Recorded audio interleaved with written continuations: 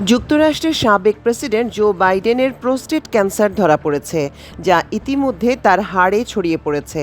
রোববার তার কার্যালয় এক বিবৃতিতে এ খবর জানায়। গত সপ্তাহে ৮২ বছর বয়সী বাইডেন প্রস্রাবজনিত উপসর্গ নিয়ে চিকিৎসকের শরণাপন্ন হন। এরপর শুক্রবার তার প্রোস্টেট ক্যান্সার শনাক্ত হয়। বাইডেনের শনাক্ত হওয়া ক্যান্সার বেশ আগ্রাসী ধরনের। তার গ্লিসন স্কোর 10-এর মধ্যে 9। যুক্তরাজ্যের বৃহত্তম ক্যান্সার গবেষণা ও তহবিল সংস্থা ক্যান্সার রিসার্চ ইউকের মতে এ ধরনের ক্যান্সার উচ্চ গ্রেড হিসেবে বিবেচিত হয়। এটা খুব দ্রুত ছড়িয়ে পড়তে পারে। গ্লিসন স্কোর প্রোস্টেট ক্যান্সারের একটি গুরুত্বপূর্ণ পরীক্ষার মাত্রা বোঝাতে ব্যবহার করা হয়।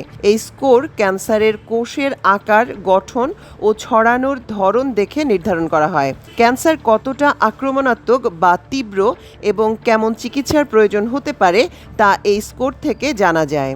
বাইডেন ও তার পরিবার চিকিৎসার বিভিন্ন পদ্ধতি নিয়ে ভাবছেন। যুক্তরাষ্ট্রের এই সাবেক প্রেসিডেন্টের কার্যালয় জানিয়েছে, এই ক্যান্সার হরমোন সংবেদনশীল। এর অর্থ হলো এটি সম্ভবত নিয়ন্ত্রণে রাখা যাবে। ক্যান্সার শনাক্তের খবর প্রকাশিত হওয়ার পর নিজ দল ডেমোক্রেটিক পার্টি ও ক্ষমতাসীন দল রিপাবলিকান পার্টির পক্ষ থেকে সমর্থন ও সহানুভূতি পাচ্ছেন বাইডেন। প্রেসিডেন্ট ডোনাল্ড ট্রাম্প নিজের মালিকানাধীন সামাজিক যোগাযোগ মাধ্যম ট্রুথ সোশ্যালে লিখেছেন, তিনি ও first lady Melania Trump Joe বাইডেনের সাম্প্রতিক রোগ নির্ণয় সংক্রান্ত খবর শুনে গভীরভাবে মর্মাহত।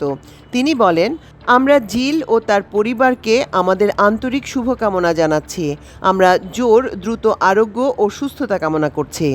ডেমোক্রেটিক পার্টির হাউস অব রিপ্রেজেন্টেটিভসের সদস্য রো খান্না সামাজিক যোগাযোগ মাধ্যম এক্সে লিখেছেন, তিনি বাইডেন ও তার পরিবারের জন্য প্রার্থনা করছেন।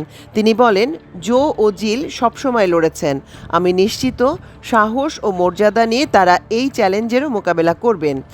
1 বছরেরও সামান্য বেশি সময় আগে বয়স ও স্বাস্থ্যজনিত উদ্বেগের কারণে 2024 সালের মার্কিন প্রেসিডেন্ট নির্বাচন থেকে নাম প্রত্যাহার করতে বাধ্য হয়েছিলেন জো বাইডেন। যুক্তরাষ্ট্রের ইতিহাসে তিনিই সবচেয়ে প্রবীণ ব্যক্তি হিসেবে প্রেসিডেন্টের দায়িত্ব পালন করেছেন। ক্লিভল্যান্ড ক্লিনিকের তথ্যানুযায়ী পুরুষেরা ত্বকের ক্যান্সারে সবচেয়ে বেশি আক্রান্ত হন। এরপর তাদের মধ্যে প্রোস্টেট ক্যান্সারের হার সবচেয়ে বেশি।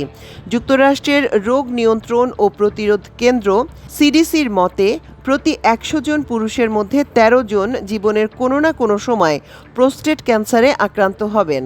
সিডিসি বলছে, বয়স বাড়ার সঙ্গে সঙ্গে প্রোস্টেট ক্যান্সার হওয়ার ঝুঁকি বাড়ে। হোয়াইট হাউস ছাড়ার পর থেকে বাইডেন বেশিরভাগ সময় লোকচক্ষুর অন্তরালে ছিলেন। এরপর থেকে তিনি হাতে গোনা মাত্র কয়েকবার জনসম্মুখে এসেছেন।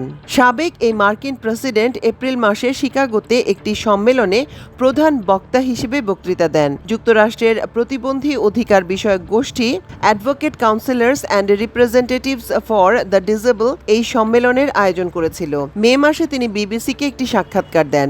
হোয়াইট হাউস ছেড়ে আসার পর এটি তার প্রথম সাক্ষাৎকার। তিনি এখানে স্বীকার করেন, 2024 সালে নির্বাচন থেকে নাম প্রত্যাহারের সিদ্ধান্ত তার জন্য কঠিন ছিল। মে মাসেই তিনি এবিসি টেলিভিশনের চ্যানেল দ্য ভিউ অনুষ্ঠানে অংশ নেন। সেখানে তাকে হোয়াইট হাউসের শেষ বছরে তার স্মৃতিশক্তি হ্রাস সংক্রান্ত বিষয়ে প্রশ্ন করা হয়। বিষয়টি অস্বীকার করে তিনি বলেন, এটি সমর্থন করার মতো কোনো প্রমাণ নেই। বাইডেন অনেক বছর ধরে ক্যান্সার গবেষণার পক্ষে প্রচার চালিয়ে আসছেন। 2022 সালে তিনি ও তার স্ত্রী জিল বাইডেন ক্যান্সার মুনশট উদ্যোগ পুনরায় শুরু করেন। 2047 সালের মধ্যে 40 লাখের বেশি ক্যান্সারের মৃত্যু প্রতিরোধে গবেষণা ত্বরান্বিত করাই এই উদ্যোগের লক্ষ্য। বাইডেনের বড় ছেলে বাউ বাইডেন 2015 সালে মস্তিষ্কের ক্যান্সারে আক্রান্ত হয়ে মারা যান। মাল্টিমিডিয়া ডেস্ক, আমার দেশ।